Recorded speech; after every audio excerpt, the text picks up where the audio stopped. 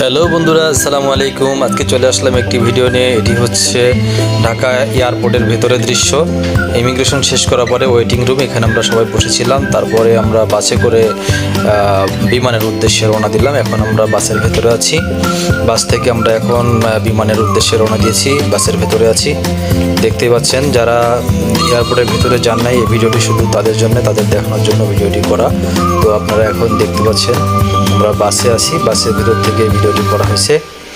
সামনেই দেখতে পাচ্ছেন কতগুলো বিমান, এগুলো সব বিমান এয়ারপোর্টের ভেতরে।